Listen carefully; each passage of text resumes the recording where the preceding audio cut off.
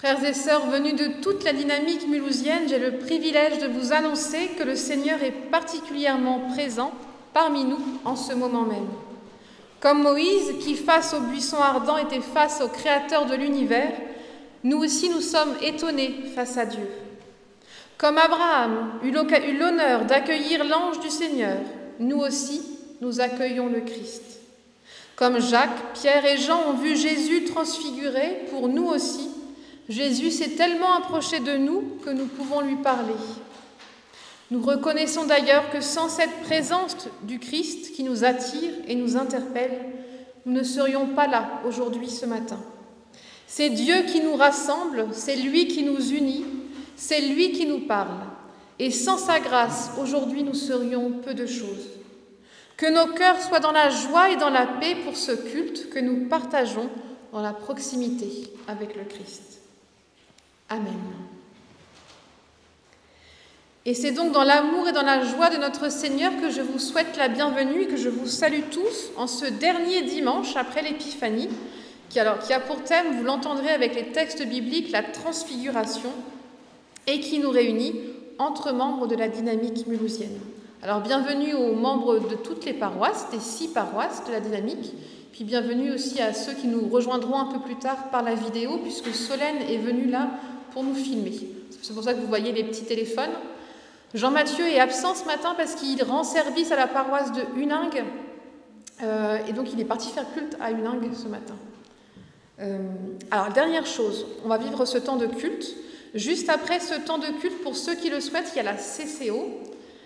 Tous les réformés le savent, mais alors, tous les réformés depuis 30 ans le savent, mais sinon c'est la commission de consultation et d'orientation. Je regarde Claudine pour ne pas faire de bêtises, qui va vous poser un petit peu des questions sur les instances de l'Église, sur le consistoire, sur le synode, sur comment vous vivez en paroisse, ce dont vous auriez besoin en paroisse. Donc on invite tous les conseillers, mais pas que, conseillers principalement, mais aussi tous les paroissiens qui le souhaitent, à rester de 11h à midi pour ce temps d'échange avec Claudine.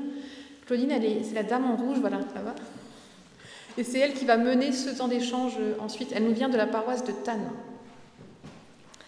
Alors, je vous invite... Alors, j'ai hésité à mettre ce chant pour commencer, parce qu'il n'est pas très très connu, mais je le trouvais beau. Alors, le 21-12, les strophes 1 à 3, ô Dieu vivant.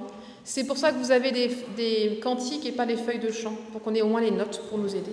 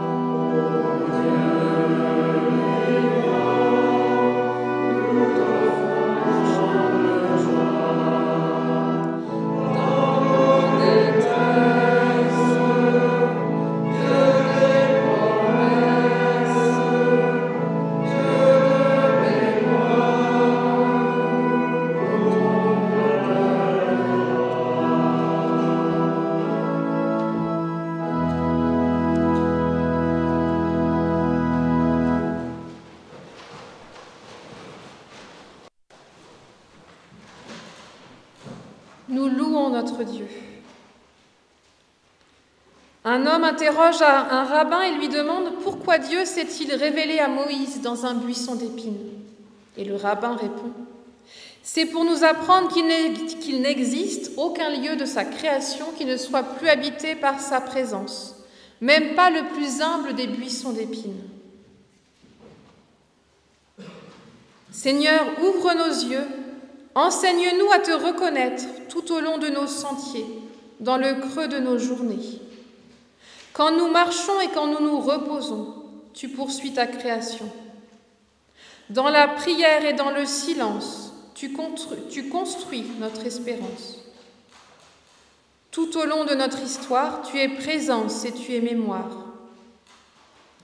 Même dans les habitudes de notre quotidien, tu es là, dans un verre d'eau, un morceau de pain. Quand grondent nos ténèbres et que menace la nuit, tu restes le vivant, fidèle comme un ami. Et quand c'est le matin qui nous inonde de sa clarté, la terre entière raconte tes bienfaits. Quand nous ouvrons notre porte et que nous tendons la main, c'est ton royaume qui croise notre chemin. Et quand nous nous arrêtons pour prendre un temps de sabbat, ta grâce nous attend et elle renouvelle notre foi. Amen. Et nous chantons « À toi mon Dieu, mon cœur monte », le psaume 25, les strophes 1 et 2.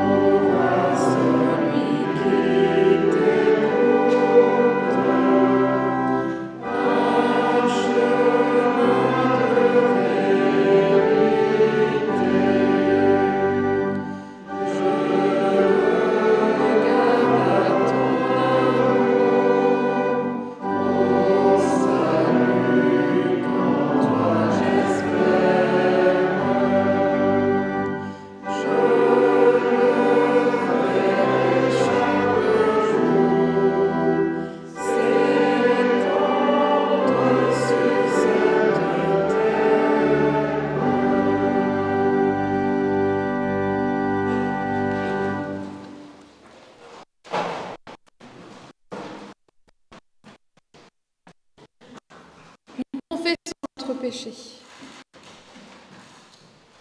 Demandez à un ancien comment prier et il a répondu « Il n'est pas besoin de multiplier les paroles.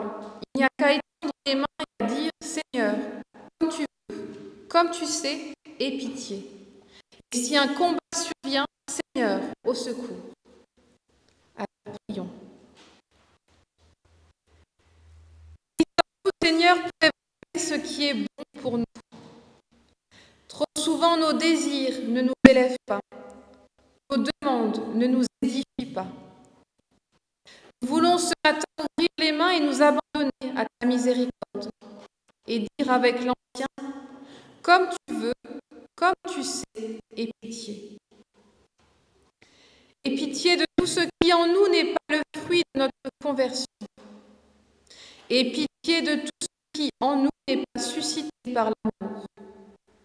Aie pitié de tout ce qui en nous n'est pas transfiguré par la grâce.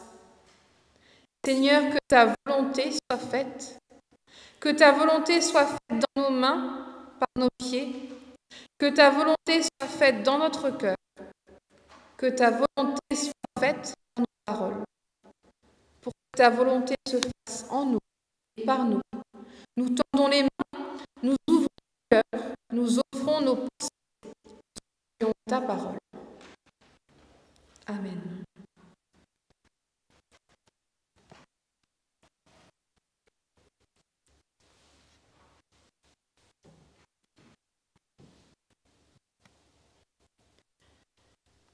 Un archéologue une fois découvert de vieilles pièces de monnaie, les recouvertes de terre totalement oxydées, rongées par l'humidité et abîmées par le temps. Elle n'a ni relief ni figure présentable. Et doucement, un crosse avec un pinceau. Il nettoie, il applique, il répare le mirage de monnaie, les figures de qui de notre vie, vous aussi fatigués, défigurés. Et Christ est le théologue, son pardon et pour le Créateur. Il fait toute l'image de Dieu avec été cachée par le sa miséricorde restaure en nous ce qui est brisé. Sa grâce renouvelle ce qui en nous est abîmé. Son pardon guérit en nous.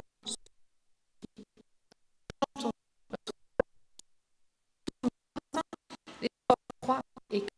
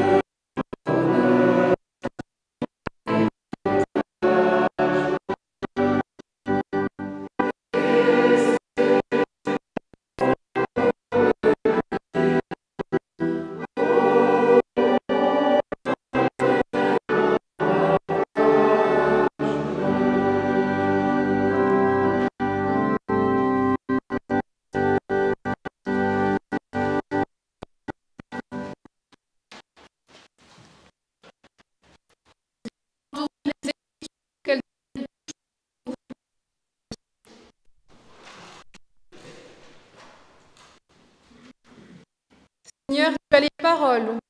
Dis que Dieu s'est mêlé à notre histoire, comme à ce la terre, et que la construction est vivante sur le point de s'accomplir. Seigneur, tu as les paroles pour aimer jusqu'à l'offrande dernière, pour enfuir la puissance d'amour dans le cœur des vivants et en faire la charpente du monde à bâtir. Seigneur, tu as les paroles pour agir selon la justice et la droiture, pour renverser les dominations qui enferment la grandeur et pour donner la mission de vivre. Nous voulons être entre tes mains comme l'argile et l'eau du potier. De nous, ton esprit, ouvre nos cœurs, nos façons, à l'image de ton Fils, Jésus-Christ, notre Seigneur. Amen.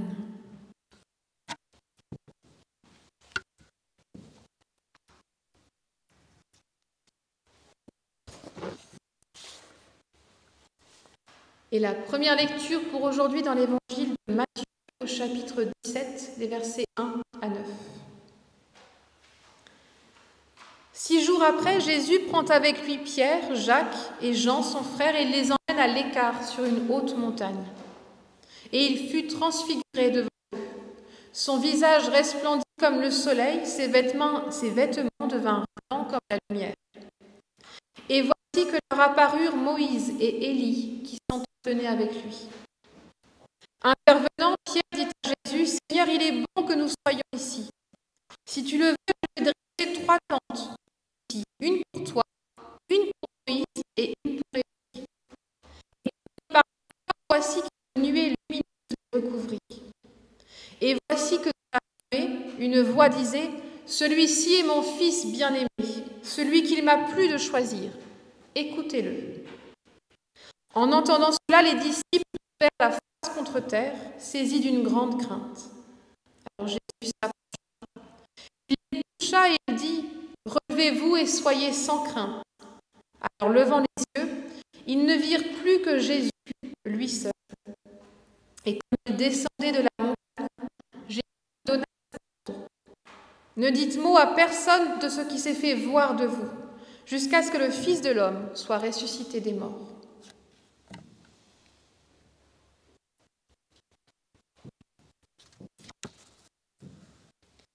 La seconde lecture, qui est aussi le texte de prédication, la prédication sera donnée par Francis Muller, Terre Nouvelle. Moi, je vais lire dans la traduction de la Tobe. 2 Corinthiens 4, les versets 6 à 10. Car le Dieu qui a dit que la lumière brille au milieu des ténèbres, c'est lui-même qui a brillé dans nos cœurs, pour faire resplendir la connaissance de sa gloire qui rayonne sur le visage du Christ. Mais ce trésor, nous le portons dans des vases d'argile, pour que cette incomparable puissance soit de Dieu et non de nous. Pressés de toutes parts, nous ne sommes pas écrasés, dans des impasses, mais nous arrivons à passer, pourchassés, mais non rejoints, terrassés, mais non arrêtés. Sans cesse, nous portons dans notre corps l'agonie de Jésus, afin que la vie de Jésus soit elle aussi manifestée dans notre corps. Toujours, en effet, nous les vivants, nous sommes livrés à cause de Jésus, afin que la vie de Jésus soit manifestée dans notre existence. Et je vous ai chanté « Tu me veux »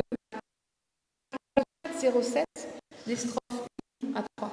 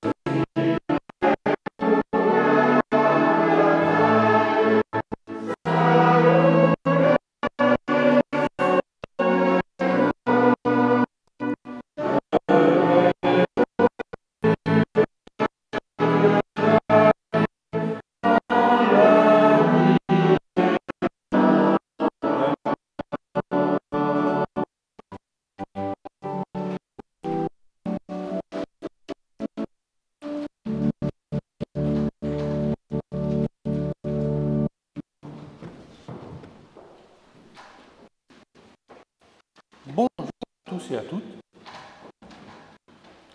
Je dois vous avouer que ça fait très longtemps que je ne suis pas monté dans une chaire pour prêcher. Mais les distances de protection font que c'est mieux pour moi d'être ici. Mais je suis très heureux d'être parmi vous. J'ai préféré choisir ce texte, cet extrait de la lettre de Paul à sa communauté de Corinthe, plutôt que le texte de la Transfiguration dans l'Évangile selon Matthieu, ou le passage de la lettre de Pierre qui nous était proposé pour ce dimanche par nos églises. Pourquoi avoir choisi un tel texte, allez-vous me dire? Il n'est pas simple, il paraît difficile à comprendre, il est difficile de comprendre ce qui se passe dans la tête de Paul et pourquoi il écrit, ou plutôt fait écrire, ces mots par Timothée, peut-être. De quoi est-il question? Paul évoque dans ce court passage un grand nombre de notions qui sont liées à son apostolat. Il est apôtre. Il y a la lumière, la connaissance, la gloire de Dieu sur le visage du Christ, la puissance de Dieu dans des vases d'argile, l'oppression, la souffrance, l'impasse, le désespoir, l'espérance, la vie, la mort. Nous allons donc aborder chacun de ces thèmes. Alors combien de temps avez-vous? Jusqu'à quelle heure êtes-vous disponible? Ou plutôt, combien de jours avez-vous devant vous maintenant? Oui, bien sûr, je plaisante, je vous rassure. Alors j'ai choisi ce texte parce que je trouve qu'il évoque bien notre situation. Cette situation où nous nous trouvons, et en particulier les versets 8 et 9. Mais ils sont vraiment difficiles à traduire. Et quand on compare les différentes traductions qui peuvent exister, comment trouver les mots justes en français pour qu'ils correspondent à ce que Paul ressentait, lui et ses compagnons? Oui, ces versets me parlent, me plaisent, me consolent, me réconfortent aussi, parce qu'ils laissent entrevoir une issue. Rien n'est complètement fermé.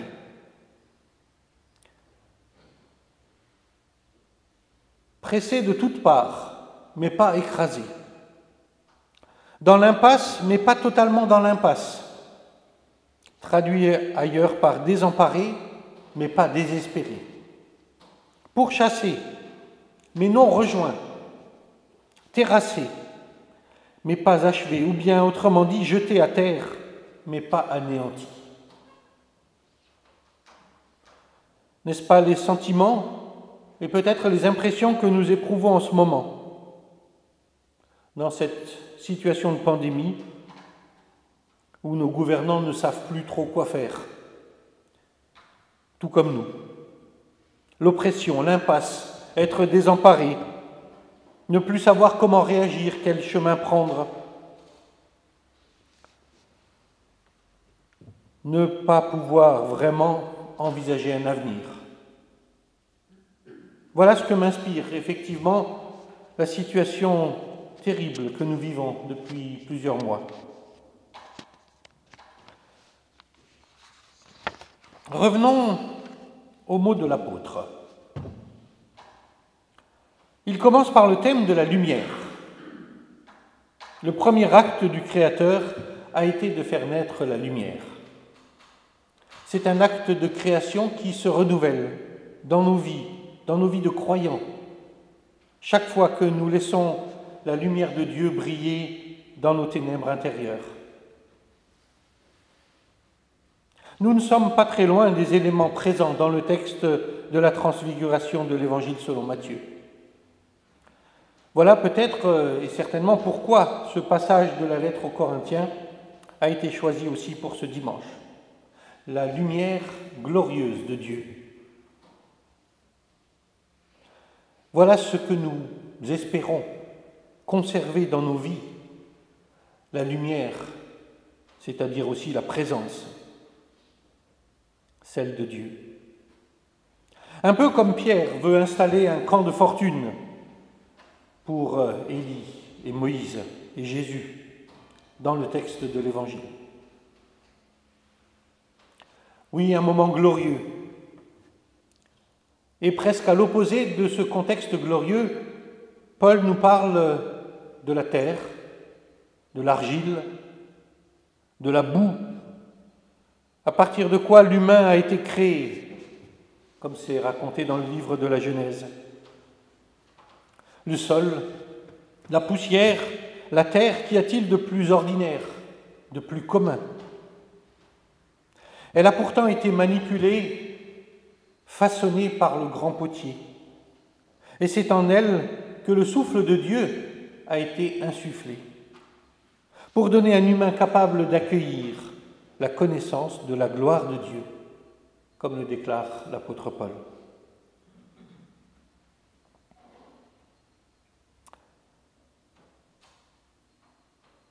André Malraux a écrit une citation qui revient souvent: « Une vie ne vaut rien, mais rien ne vaut la vie. » Nous nous rendons compte tous les jours combien la vie, combien nos vies sont fragiles, combien nous sommes vraiment des vases de terre, poreux et friables. Mais pour cet amas de poussière, de terre, un jour, un Dieu est mort pour dire qu'il a placé l'humain au sommet de la création. Le mot terre a donné en grec, ou plutôt ça vient du grec, oui, le nom d'ostrakon, au pluriel ostraka. C'est un mot utilisé en archéologie. Les ostrakas sont des tessons de vases, des petites plaques de terre tendres ou des tablettes de bois recouvertes de plâtre qui servaient de brouillon avant d'écrire un texte sur un parchemin ou sur un papyrus. L'ostrakon lui-même a peu de valeur en tant que tel. Il peut pourtant porter le message le plus important. Nous sommes un peu des ostrakas, même brisés, abîmés, même cassés. Nous portons le plus important des messages. Nous portons la plus essentielle des nouvelles. Quel que soit notre état en tant que chrétiens, nous sommes nous aussi apôtres, témoins de la lumière, de la gloire de Dieu. Et la vie d'apôtre n'est pas facile. Celle de Paul l'était encore moins.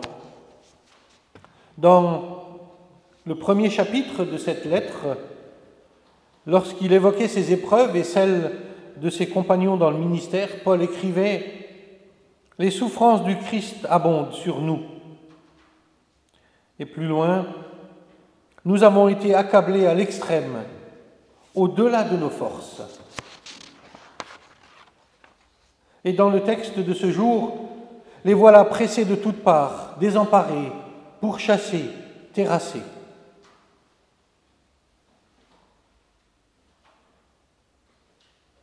Et la grâce qui marque la présence de Dieu permet qu'il ne soit pas écrasé, pas désespéré, pas rejoint, pas terrassé ou achevé.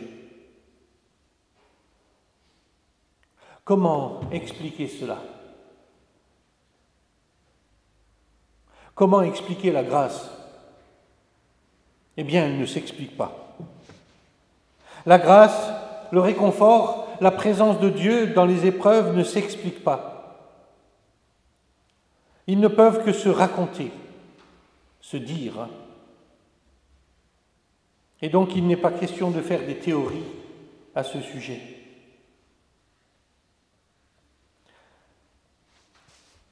Je veux seulement entendre le témoignage de Paul et d'autres personnes qui nous arrivent de rencontrer dans nos vies, qui disent, qui évoquent, qui témoignent du fait qu'ils ou elles ont été accompagnés dans leurs épreuves. Oui, la grâce. Cela n'enlève rien à la dureté de l'épreuve, mais de temps en temps, cela permet de vivre avec un autre regard, un regard spirituel. Quand nous rencontrons une personne éprouvée, il n'est pas question de lui dire que ce qu'elle vit n'est pas une épreuve, que nous avons vécu bien pire, ou ce genre de choses.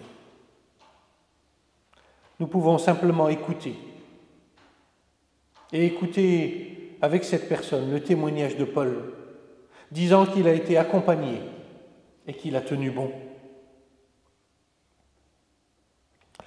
Et quand on est dans ce genre de situation, celle qu'évoque l'apôtre Paul, éprouvée à l'extrême, la seule image du Christ qui demeure est celle du crucifié.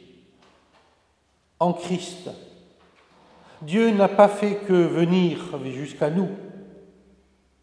Il est venu partager pleinement notre humanité, jusque dans sa fragilité, ses souffrances et sa mortalité, oui, jusque dans la mort.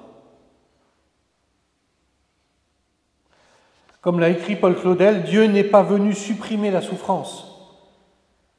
Il n'est même pas venu l'expliquer. Il est venu la remplir de sa présence. Si Jésus est mort, il est ressuscité. Si nous portons sa mort en nous, nous portons aussi sa vie. Alors le message de la résurrection nous invite à choisir la vie, jusque dans nos épreuves, jusque dans nos morts, chaque jour. Choisir la vie lorsqu'elle triomphe, cela paraît facile. Et l'Écriture nous invite à choisir la vie, même lorsque nous sommes dans la mort.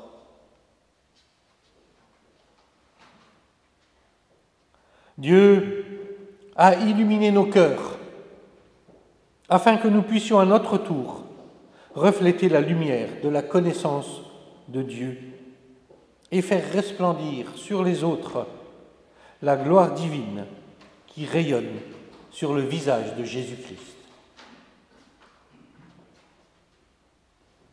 Que les paroles de l'apôtre Paul nous aident à vivre nous-mêmes transfigurés.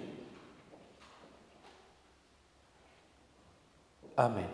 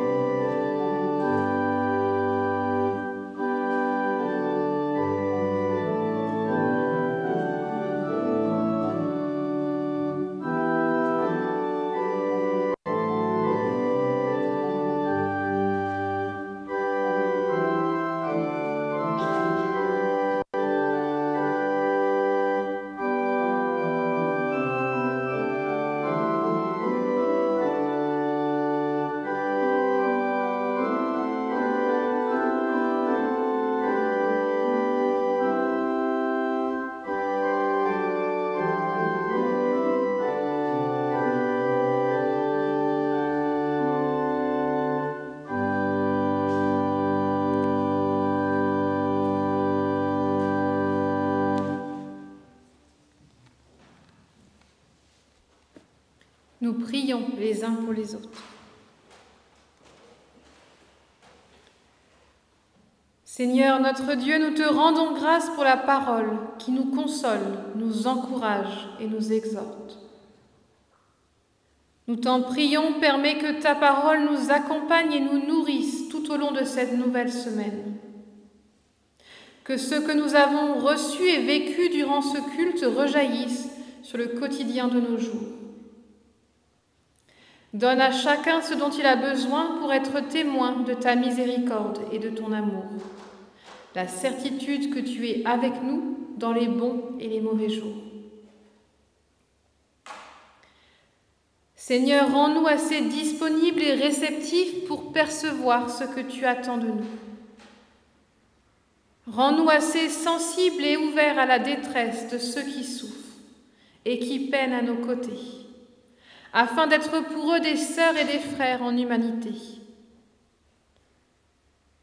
Inspire-nous les mots justes qui invitent à l'espérance, le regard vrai qui redonne confiance. Ce matin, nous voulons te confier les personnes malades dont nous connaissons la détresse et le combat. Soutiens leur courage, donne-leur la force de l'espérance. Nous te prions pour ceux qui souffrent de la pauvreté et du manque de travail, ainsi que pour ceux qui sont exposés au stress et au danger dans leur emploi. Donne à chacun de trouver des lieux de ressourcement et de partage. Nous te prions pour les responsables de la vie économique et sociale, afin qu'ils exercent leurs fonctions dans un esprit de sagesse, de justice et de service. Nous te prions pour les enfants et les jeunes et leurs parents. Donne-leur de vivre unis dans l'amour et dans la paix. Nous te prions pour nos personnes âgées, pour celles qui souffrent de solitude, pour celles que les maux de la vieillesse découragent, pour celles qui sont malades. Sois pour eux source de consolation et un sûr appui dans la détresse. Nous te prions pour notre communauté et chacune et chacun de ses membres. Libère-nous de tout esprit de division. Apprends-nous l'humilité et l'amour fraternel. Enfin, nous te prions pour nous-mêmes. Nous te confions nos soucis et nos questions, nos fragilités et nos limites, nos désirs et nos espérances, nos joies et nos satisfactions. Merci pour ton amour qui accompagne notre vie et nous donne la force d'avancer, de nous relever, de nous engager pour célébrer la vie et l'amour dont tu es la source. Toi qui nous permets de te dire tous ensemble et en communion avec nos frères et sœurs catholiques dont la cloche sonne, notre Père qui es aux cieux, que ton nom soit sanctifié, que ton règne vienne, que ta volonté soit faite sur la terre comme au ciel. Donne-nous aujourd'hui notre pain de ce jour. Pardonne-nous nos offenses, comme nous pardonnons aussi à ceux qui nous ont offensés. Et ne nous laisse pas entrer en tentation, mais délivre-nous du mal, car c'est à toi qu'appartiennent le règne, la puissance et la gloire, pour les siècles des siècles. Amen. Et je vous invite à évoquer le Saint-Esprit avec le cantique 35-07, les strophes 1 à 4. Amen.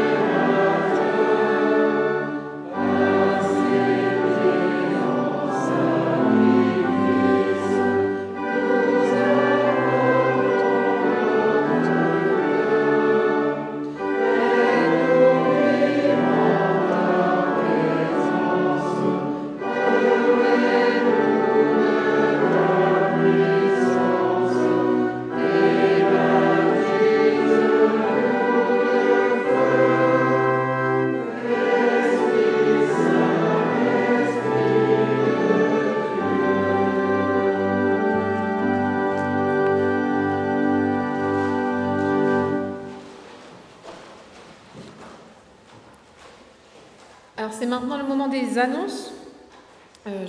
J'ai essayé de les faire pour tout le monde, mais si jamais les collègues, il y a quelque chose que j'oublie, vous me faites un signe. Alors il y a l'offrande de l'épiphanie, enfin l'offrande d'aujourd'hui, elle partira pour l'offrande d'épiphanie qu'on reverse à l'UEPAL, si je ne me trompe pas, en janvier. Donc il y a des... Donc on ne passera pas le panier d'offrande, mais les paniers d'offrande sont juste à la sortie si vous voulez déposer une pièce ou un billet. Il y a aussi l'offrande en ligne qui est toujours possible. Vous allez sur le site des protestants de Mulhouse, vous regardez, ça vous renvoie sur un autre site pour l'offrande et vous pouvez choisir la paroisse à laquelle vous offrez votre don et vous recevrez un reçu fiscal comme d'habitude. Et vous pouvez aussi offrir un don pour la dynamique et pas seulement pour une des paroisses, si vous le souhaitez. Ensuite, la seconde grande annonce de janvier-février, ce sont les élections au conseil presbytéral. Alors, Mulhouse, c'est peut-être un peu particulier. Vous avez d'abord les élections au conseil paroissial, si je ne me trompe pas, hein, avant que ça passe au conseil presbytéral. En tout cas, normalement, vous devez avoir reçu, vous allez recevoir de votre paroisse un courrier vous indiquant que le vote est uniquement par correspondance cette année. Il n'y aura pas de bureau électoral dans vos paroisses, ni le 7, ni le 14, ni le 21 février. Donc vous recevez la grande enveloppe avec dedans une peu plus petite enveloppe et peut-être encore une troisième enveloppe dans laquelle vous mettez l'enveloppe de vote. Voilà, normalement tout est expliqué sur les courriers. Alors pour Ilzac, il faut le rendre pour le 17 février, caché de la poste faisant foi. Pour les collègues, je n'ai pas les autres dates. 20 février pour Terre Nouvelle, Dorna, ouais. 28 février pour Saint-Martin. Dorna, qu'est-ce qu'il y a?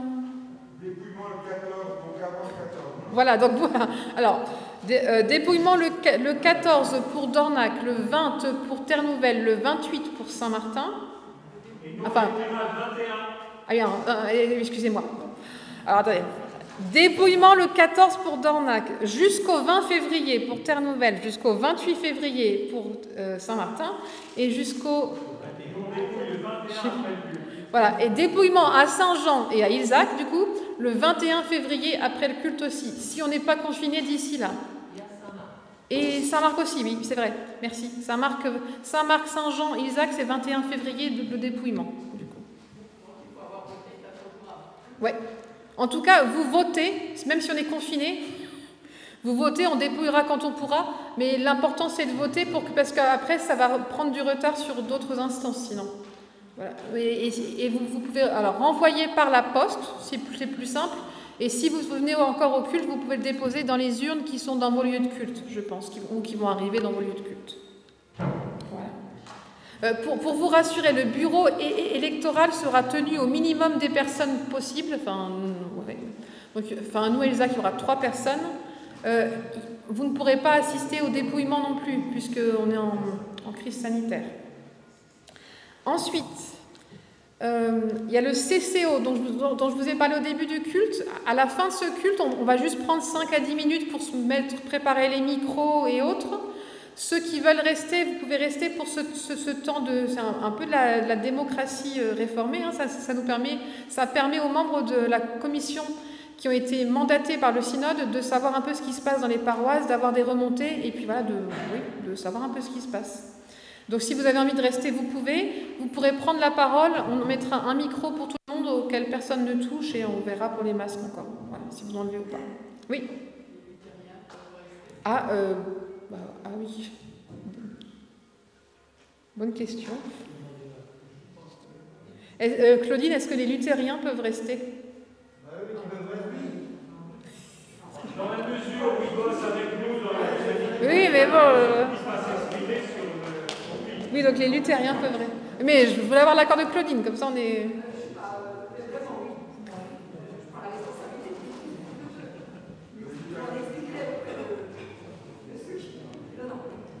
Oui, après, de toute façon, on n'est pas obligé de noter qui a dit quoi. On ne saura pas s'ils sont...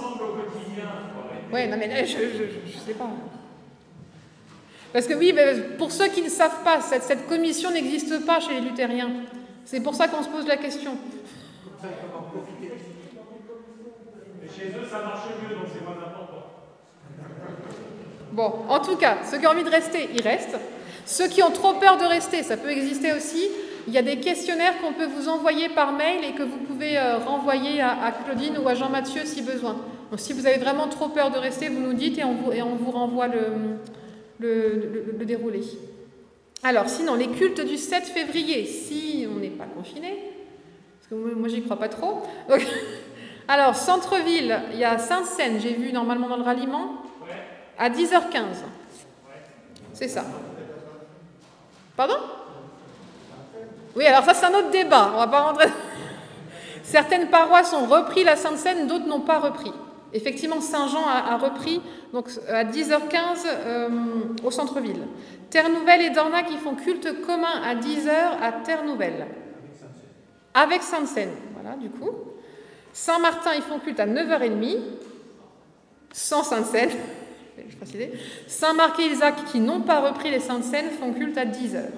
On est en commun à Ilzac. Est-ce qu'il y aurait des annonces que j'ai oubliées dans les... Oui. Ouais. Ah, pour Saint-Martin. Donc, conseil presbytéral pour Saint-Martin après le culte le 7 février. Voilà. Bon, je crois qu'on a fait le tour, normalement. Ah non, j'ai pas fait le tour, il y a la 4.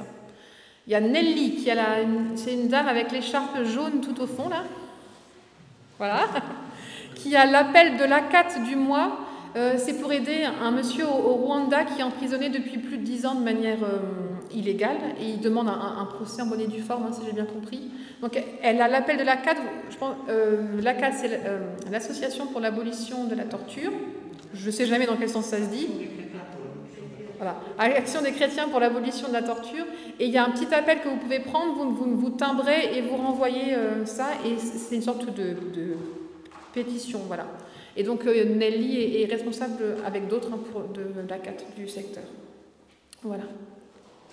Je crois qu'on a fini le tour des annonces. Alors, je vous invite à chanter. On va essayer. Il est une foi ancienne, 5209. On a parlé de Moïse et d'Élie, alors je me suis dit ce chant peut être pas mal. 5209, 1, 3 et 8.